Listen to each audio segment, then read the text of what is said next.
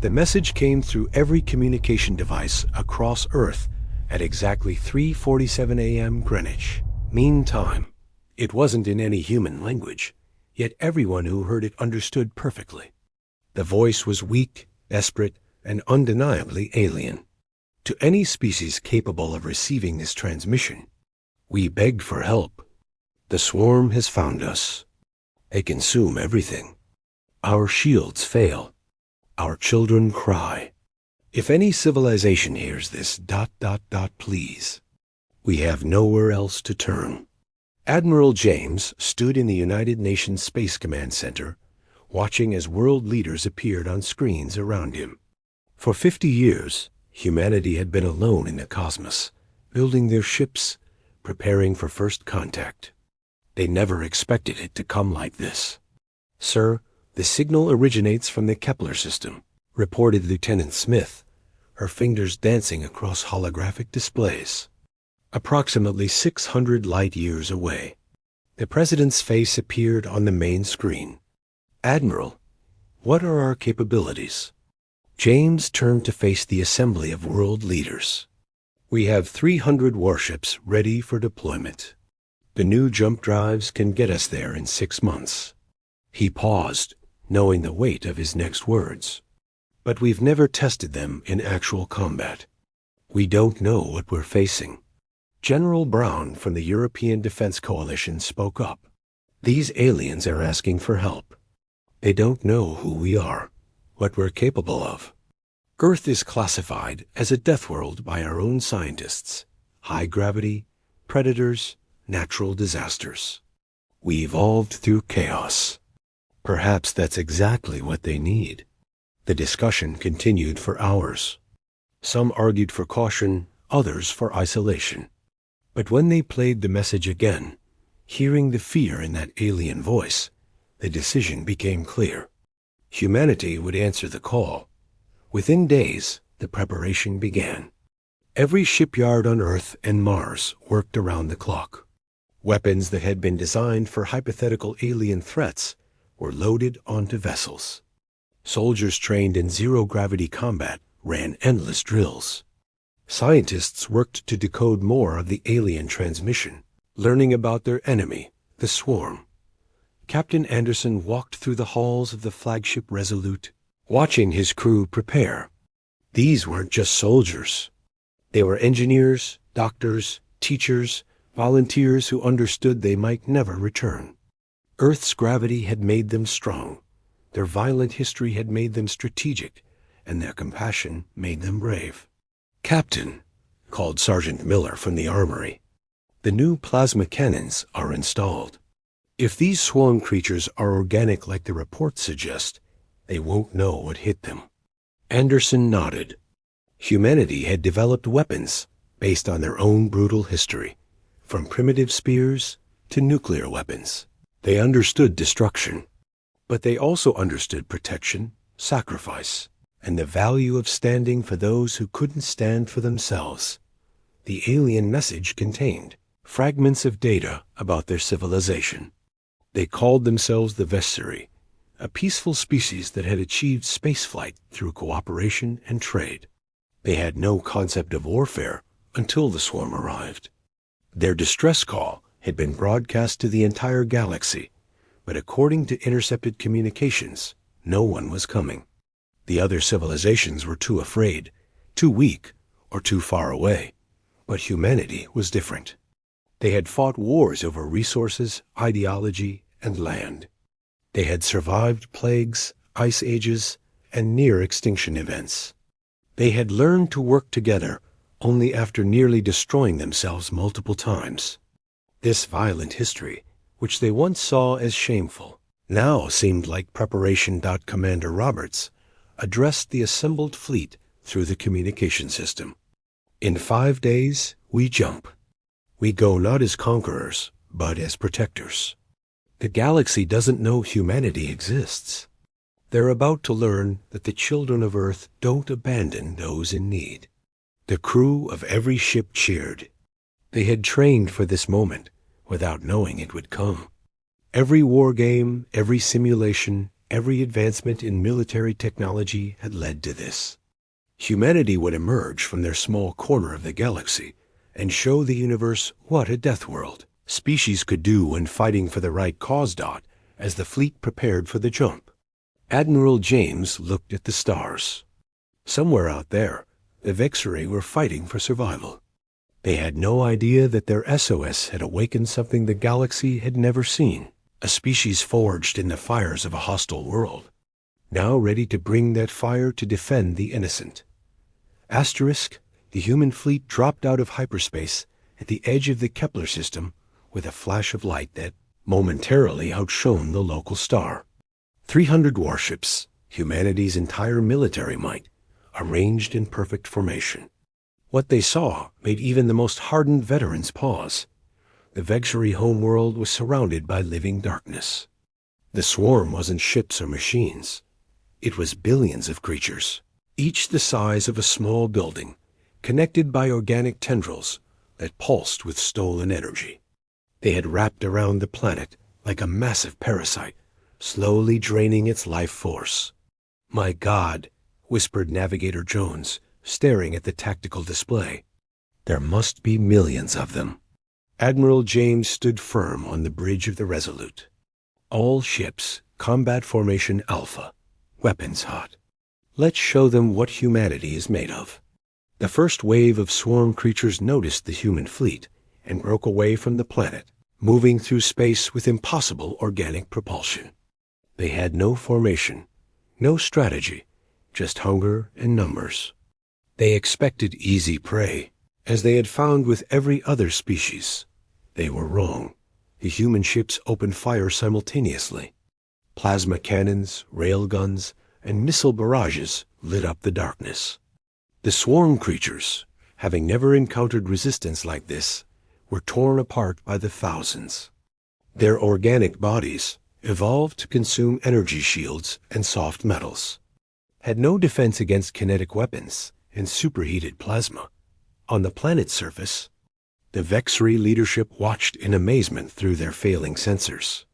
Ambassador Crix, an elderly Vexeri with pale blue skin and large black eyes, turned to his council. "Who are they?" "No one responded to our call. The galaxy abandoned us." His aide, Taxa, studied the readings. "Unknown configuration, Ambassador. Their ships are crude by galactic standards, thick armor, primitive by appearance. But their weapons?" She paused, watching as another 1,000 swarm creatures exploded. "Their weapons are unlike anything in our databases." Captain Anderson led Squadron 7 in a flanking maneuver, cutting through swarm tendrils that tried to entangle his ships. "These things aren't used to prey that fights back," he announced to his crew. "Keep the pressure on." The battle raged for hours. For every swarm creature destroyed, 10 more seemed to appear from the void. But humanity had faced overwhelming odds before. They adapted, learned the creatures' patterns, and exploited every weakness. Lieutenant Smith noticed something crucial. "Admiral, the creatures are connected. When we destroy the larger ones, the smaller ones become disoriented. Focus fire on the node creatures," James commanded. "All ships target the biggest ones first." The strategy worked. As the node creatures died, entire sections of the swarm fell into chaos, easy targets for the human fleet. But the swarm was learning too, beginning to adapt to human tactics. On the Vexeri homeworld, emergency shelters shook as the battle raged above. Children huddled with their parents, who had assumed these were their last days. But now, hope flickered in their large eyes as the oppressive weight of the swarm began to lift. Commander Roberts led a daring assault directly through the swarm's main mass. His ship's reinforced hull ramming through organic matter while weapons fired in all directions. "This is what humans do," he broadcast on all frequencies. "We are the children of Earth, a death world that tried to kill us every day. We survived. You will not." The psychological warfare worked. The swarm, for the first time in its existence, encountered a species that not only fought back, but seemed to relish the battle. The humans moved with coordination born from millennia of warfare, using tactics refined through countless conflicts. Young Private Davis, fresh from Earth's military academy, operated a gun turret with precision that surprised even him. His high-gravity adapted muscles allowed him to manually adjust targeting systems, faster than most species could even think. "Is it wrong that this feels natural?" he asked his squad later. "We evolved as persistence hunters, Private," replied Sergeant Miller. "Our ancestors chased prey until it collapsed from exhaustion. We're just doing what we've always done, outlasting our enemy." As the battle continued, the Vichery began transmitting to the human fleet, desperate to communicate with their saviors. The universal translator struggled with the emotional depth of their gratitude. "Unknown protectors," Ambassador Crix's voice came through, weak but clear. "We don't know who you are, but you answered when no one else would. How can we ever repay such courage?" Admiral James opened a channel. "We are humanity. We heard your call for help. And humans? Humans don't leave anyone behind. Clear your orbital space. We're just getting started." The swarm's retreat was not a defeat. It was a regrouping. After 12 hours of continuous battle, the creatures pulled back to the asteroid belt, forming a massive organic cloud that pulsed with malevolent intelligence. Admiral James knew they were planning something. "Sir, we've lost 40 ships," reported Commander Roberts, his uniform stained with blood from a console explosion. "The enemy is adapting to our weapons. They're growing thicker shells." James studied the tactical display. "Then we adapt too. Send the message to Earth. Operation Thunderstrike is authorized." Back on Earth, the remaining nations watched the battle through quantum communications. When the authorization came through, President Walker turned to the assembly. "Release the reserves?" All of them.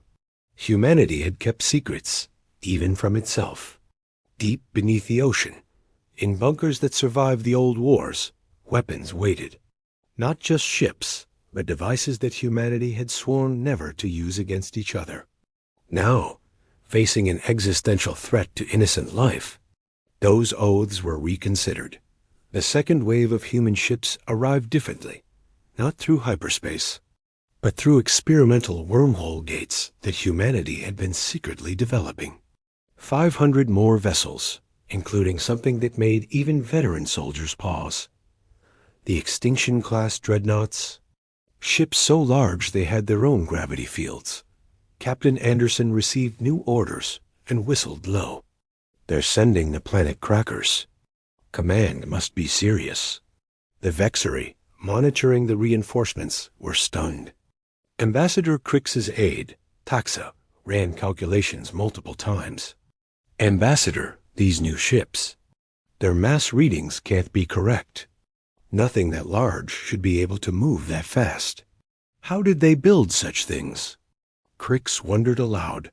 Taxa pulled up intercepted human communications. "Sir, I've been analyzing their language. They call their world Earth, but also Deathworld. Their gravity is 3 times ours. Their atmosphere has deadly storms. Predators that can tear through metal still exist in their oceans.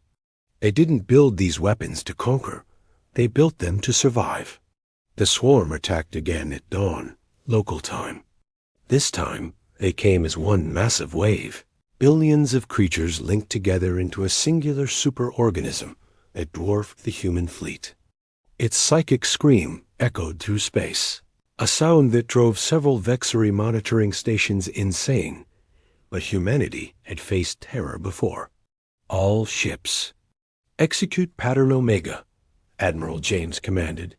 The human fleet moved like a single organism, something they'd learned from studying Earth's own swarm creatures, ants, bees, birds. They flowed around the swarm's attacks, each ship covering another's weakness. When the swarm tried to engulf individual vessels, others would blast them free, The dreadnoughts opened fire with weapons that shouldn't exist. Antimatter beams that deleted matter from existence. Gravity bombs that created temporary black holes. And something called a cascade resonator that made organic matter vibrate itself apart at the molecular level. Young Private Davis watched as a creature the size of a city simply ceased to exist. Every atom scattered to the void. "What have we created?" he asked quietly. Sergeant Miller placed a hand on his shoulder. "What we needed to survive, Private. Remember, we developed nuclear weapons just to fight each other. Imagine what we created when we thought we'd have to fight the universe. The battle turned into extermination. The swarm, for all its adaptation, couldn't comprehend a species that had spent its entire evolution preparing for this moment. Every human invention, from fire to fusion, had been a step toward this capability. On the Resolute's bridge, a communication came through from the lead dreadnought. "Admiral, we've identified the swarm's central consciousness. It's hiding behind the gas giant's moon." James didn't hesitate. All ships converge.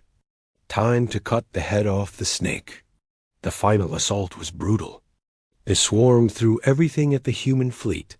Acid that ate through hulls. Psychic attacks that tried to drive crews mad. Even attempted boarding with smaller creatures. But humans had fought in trenches full of poison gas, survived plagues that killed millions, and lived through nuclear war. Their minds and bodies were forged in Earth's hostile environment. Lieutenant Smith coordinated the fleet's approach. "The swarm is pulling back to defend its brain. All ships, maximum firepower on my mark." The combined might of humanity's fleet focused on a single point. 800 ships fired simultaneously, their weapons creating a beam of destruction that pierced through the swarm's defenses like a spear of light through darkness. The psychic death scream of the swarm's consciousness shattered windows on the Vexery home world. But then silence. The creatures, without their guiding intelligence, began to drift apart. Dying in the cold of space. The victory was absolute. But Admiral James felt no celebration as he stood on the bridge of the Resolute, watching the last of the swarm creatures float lifeless through space. The human fleet had done something no other species in the galaxy had managed, completely destroyed a swarm invasion. "Sir, incoming transmission from the planet," Lieutenant Smith announced. "It's their leadership. They're requesting permission to board." James nodded. "Grant it. And have medical teams ready. Who knows what condition they're in after all this." The Vexery delegation that arrived was unlike anything humans had expected. They were tall, graceful beings with pale, translucent skin that showed their internal organs. Their large black eyes held an intelligence that seemed ancient, yet their bodies appeared fragile, as if a strong wind could break them. Ambassador Crix approached Admiral James slowly, his movements careful and deliberate. When he spoke, his translator struggled with the emotion in his voice. "Admiral of humanity, I am Crix of the Vexery. We owe you our existence." James extended his hand, then realized the alien might not understand the gesture. But Crix had been studying. He reached out with his delicate four-fingered hand and shook, though his grip was barely perceptible. "We heard your call for help," James said simply. "We came." Taxa, the aide, stepped forward with a datapad. "Admiral, we must tell you something. Your victory here, it will change everything. The swarm has consumed 12 civilizations. The Galactic Council declared them unstoppable.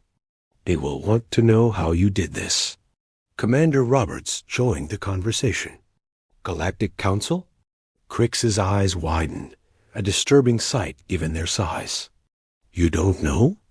There are over 200 spacefaring species in this galaxy. The Council governs trade, prevents wars, maintains peace. But they abandoned us when the swarm came. Said it was natural selection."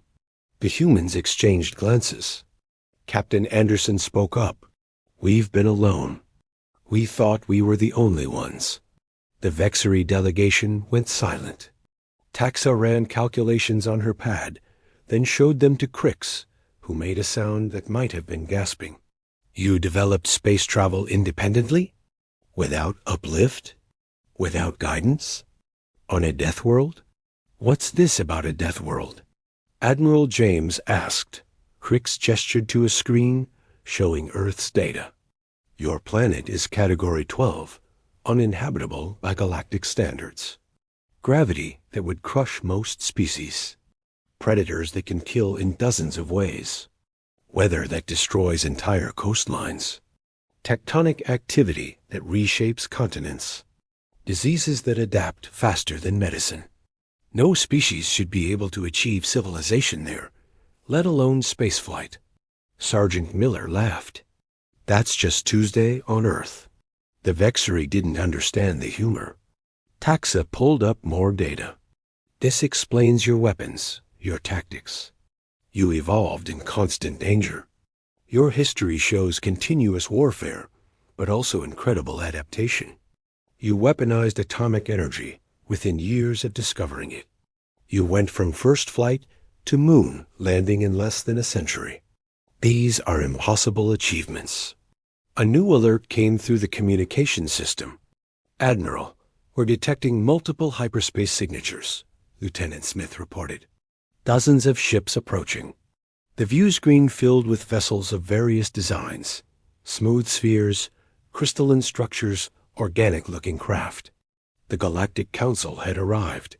A transmission came through, the voice cold and mechanical. "Attention, unknown fleet. You have violated Galactic Council Directive 7 by interfering with natural selection. Identify yourselves and prepare to be sanctioned." Admiral James stepped forward. "This is Admiral James of the United Earth Fleet. We responded to a distress call.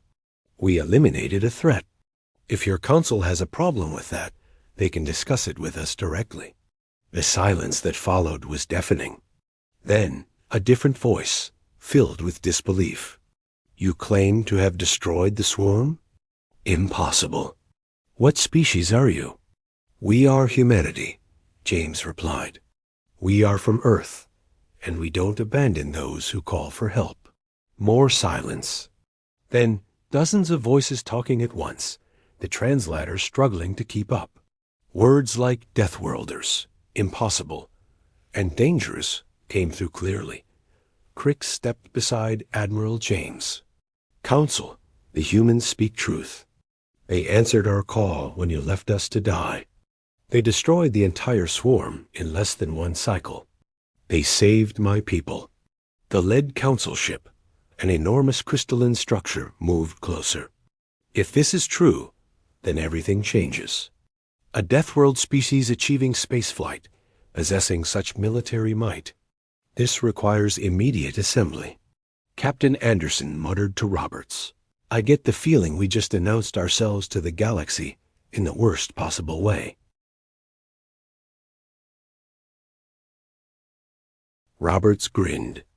"Or the best. They'll think twice before messing with anyone under our protection now." The Galactic Council assembled in the neutral zone, a massive space station that rotated slowly around an ancient star. Representatives from 200 species gathered in the Great Hall, their forms varying from clouds of sentient gas to crystalline entities to beings that existed partially in other dimensions. At the center stood Admiral James and his command staff. Surrounded by suspicion and fear, the Council's prime speaker, an ancient being called the Eternal, spoke with a voice that resonated through multiple frequencies. "Humanity of Earth, you stand accused of violating the natural order. The swarm was a force of nature, calling the weak from the galaxy. By destroying it, you have upset the balance." Admiral James stood tall, his gravity-adapted muscles keeping him steady in the low-gravity environment while other species swayed. With respect, the balance was already upset when you decided to let innocent people die rather than help them. Gasps echoed through the hall. No one spoke to the Eternal that way. The Eternal's form flickered. You don't understand the complexity of galactic politics. The swarm served a purpose. Population control? Captain Anderson interjected. Natural selection?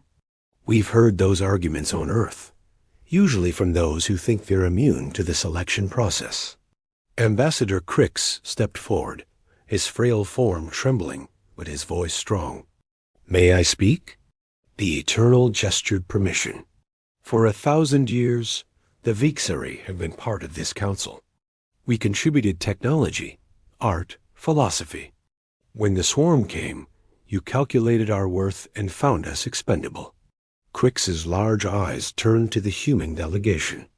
These humans, who you call Deathworlders, who evolved on a planet you wouldn't dare visit, showed more compassion in one day than this council has shown in a millennium.